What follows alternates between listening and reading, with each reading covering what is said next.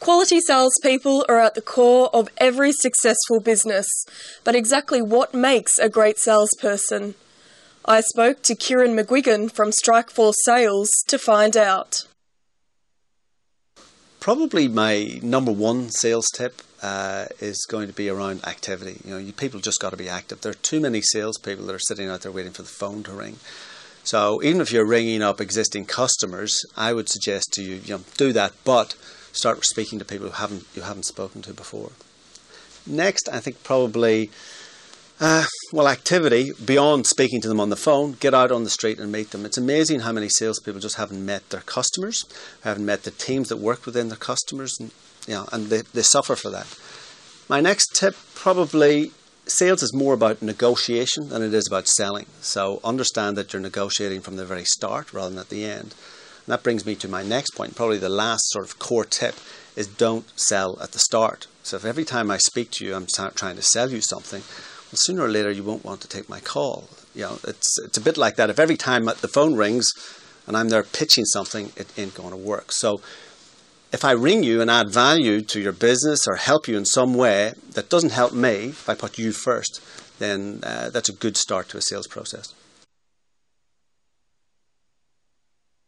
Technique can be taught. The question is, I suppose, with regards to salespeople, and do they believe they're in sales? And can it be taught from that perspective? Look, sooner or later we all sell and negotiate everything. When it comes to buying a house or a car, suddenly we all get interested in getting a better price or a better deal. The best salespeople I've found understand the importance of technique, and they understand the importance of learning and continually learning technique. There are a lot of good salespeople out there who just are good. They've got the art, but they don't have the science. And they get away with it by and large. But the guys who get the art and the science, they're the sales leaders of the future. There are a couple of key distinctions. Big ones would be the difference between retail selling and business selling, or B2B. Then consumer sales. So there's three core divisions there. But what I would try and suggest, at the end of the day, people are people, and people tend to make emotional decisions even about rational products. So even in strict business-to-business environments, people still buy what they want rather than what they need. Often a lot of salespeople in a technical environment can sell the old sort of features sale as opposed to selling to the person, selling to the officer as opposed to the person behind the badge. So I would suggest that people start selling behind the badge. Look at the person as opposed to the badge. In some good ways and some bad ways. The challenge with the internet is that it encourages lots of people just to send emails to everyone. And you've seen the proliferation of everybody gets 15, 20 spams or unsolicited emails every day. And a lot of those are salespeople trying to make contact. And really, they would do a lot better by having a conversation. They just don't know how to. So email can be useful, but it can be very dangerous if you think that it is a substitute for a conversation.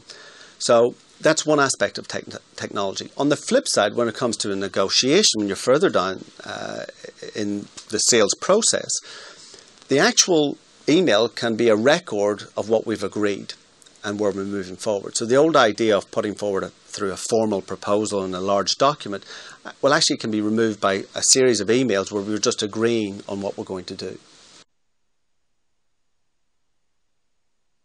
Salespeople in general, and people in general, are motivated by what they want to achieve. Too many companies look at their sales team and say, we want to hit this target, we've got to hit X million dollars or X plus 10%.